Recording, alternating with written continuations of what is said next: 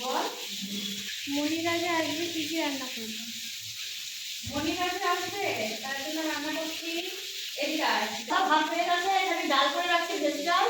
এই যে মাছের কালিয়া হবে, মাছ ভাজা করছে, আর এখানে গুঁড়া মাছের চচ্চড়ি করবো, এই জন্য এটা ভাজা হচ্ছে। আর ওদিকে সবজি কাটা এখনো হয়নি, সবজি কাটবো, তারপরে আবার পোলাও হবে, মাংস হবে, অনেক কিছু রান্না করবো। মাছ ভাজারও দেখা হচ্ছে, ভাজারও দেখা হচ্ছে। দেখো মাছ ভাজা হচ্ছে, এই জন্য কাতল মাছ ভাজা হচ্ছে রেখেছি। আর এদিকে চুনো মাছ ভাজা হচ্ছে। নমস্কার বন্ধুরা, আমি নূপুর চলে এসেছি তোমাদের কাছে নতুন আবার একটা ভিডিও নিয়ে। অনেকদিন পর আসলাম, তো তোমরা সবাই কেমন আছো জানিও।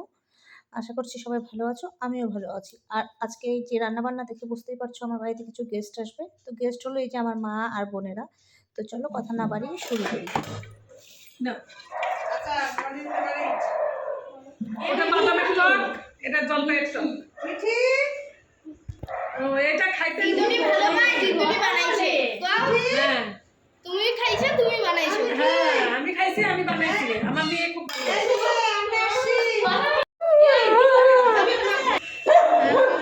আলাদা করে আজকে আর আমার ভয়েস দেওয়ার কিছু নেই, কারণ ওদের ভয়েসগুলোই তোমরা শুধু শোনো। তো এই যে ওরা চলে আসছে, আর আমার মা আমার জন্য বানিয়ে আনছে বাদামের টক আর জলপাইয়ের টক, কারণ আমি খেতে ভালোবাসি। আর এদিকে আমাদের চিনি সোনা তো হয়ে গেছে আমার রান্না, এই যে ডাল হয়ে গেছে, এখন বেগুনটা ভাজবো গরম গরম। আর এই যে কাতল কালিয়া, এই যে দেখো কালিয়া আছে। আমার বোন, ওই যে মা, সবাই চলে, এখন ওরা সবাই রাজবাড়ি যাবে, এসে পরে খাওয়া দাওয়া করবে। তো এখন আমিও যাবো, যাই রেডি হই, টাটা।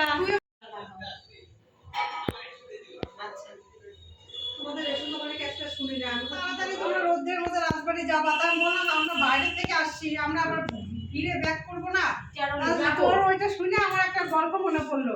দুই বন্ধু আসছে বাইরের থেকে, তাই এরকম নামছে, তাই এরকম টোটোওয়ালার সঙ্গে খুব ভাড়া নিয়ে তর্কাতর্কি হচ্ছে। তখন দুটো পুলিশ আসছে, বলছে আপনারা কে, কোথা থেকে আসছে? বলে দুই বন্ধুর মধ্যে এক বন্ধু বলছে আমরা টেরোরিস্ট।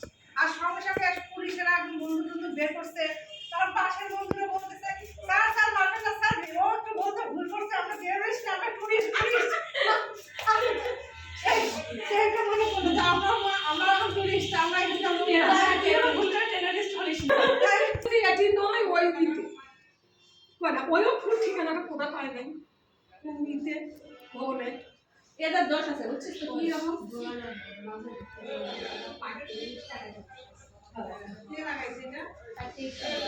হয় না। রাজবাড়ি দিদি, এখানে রাজা থাকতো। ও মা,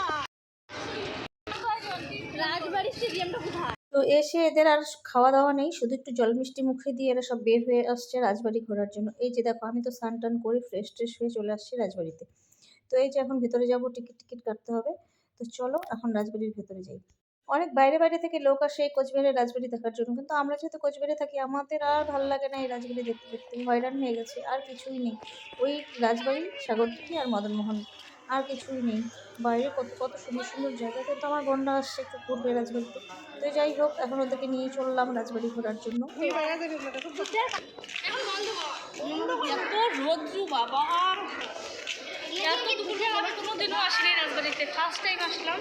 আর এত রোদ্রু, মাথা খারাপ হয়ে যাচ্ছে।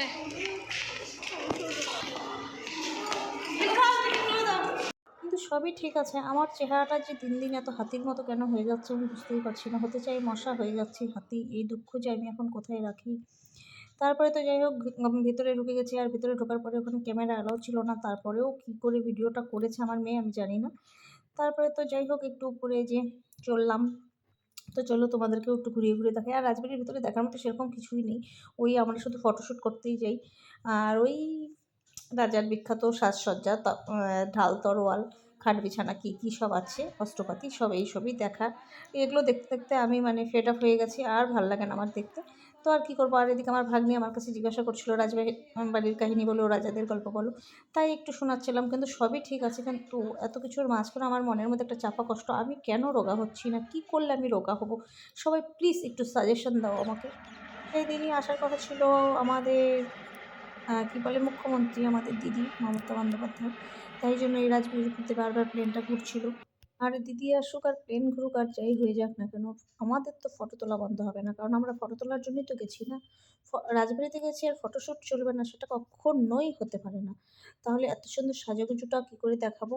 তাই যাই হোক, কিছু ফটোশ্যুট টুট করে নিয়ে এখন চলে আসলাম বাড়ির দিকে, কারণ কি এখন প্রচণ্ড পরিমাণে খিদে পেয়ে গেছে, এখন বাড়িতে যেতেই হবে আর খেতেই হবে।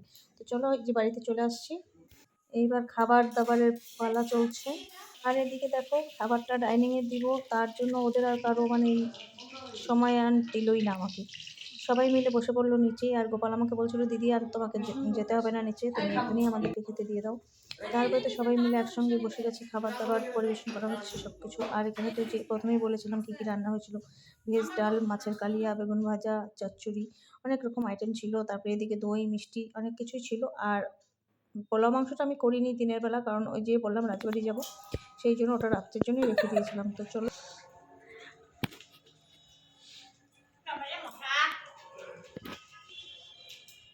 আর এদিকে সব ভাই বোনের একখানে হয়েছে, দেখো এদের কী সব খেলা। আর এই যে দেখো টাকা ছড়িয়ে বসছে।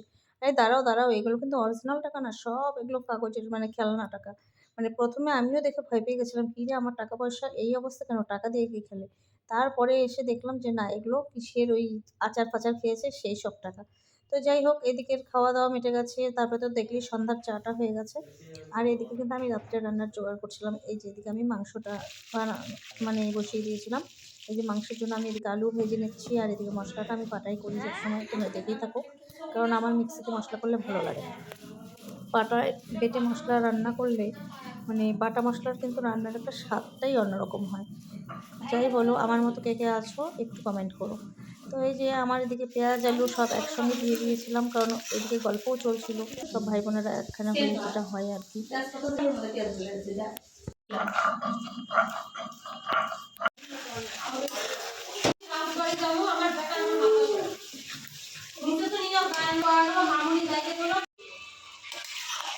আমি না রাত্রেবেলা রান্না কিছু হয়ে দেখি না, হলুদ মনে হয় বেশি হয়ে গেল নাকি।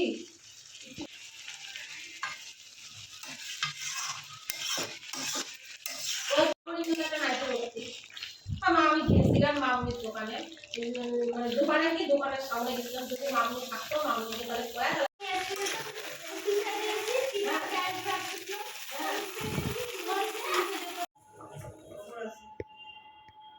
খবর জানাই সেটা যে জানে রিপা যাইবো, রিপাকে দেখে না কেন, রিপা যে কালো হয়ে গেছে যাইবো একবার বলে না, এটা তাড়াতাড়ি মুখটা দেখা। আমি কি খাবি নাকি না করে হ্যাঁ ওই না তুমি দিয়ে দেবো তো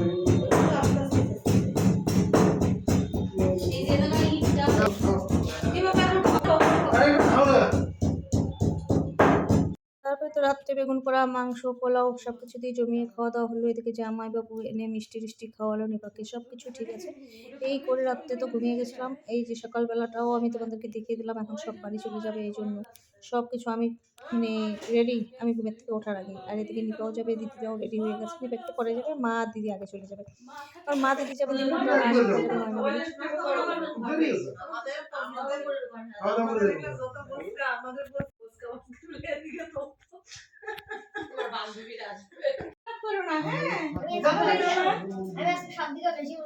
কেন আমাকে এন পার্কে নিয়ে যাওয়া হয়। ওরে বাবা রে, এন পার্কে নিয়ে যাবে এরপর যখন আসবে তখন এন পার্কে নিয়ে যাবো।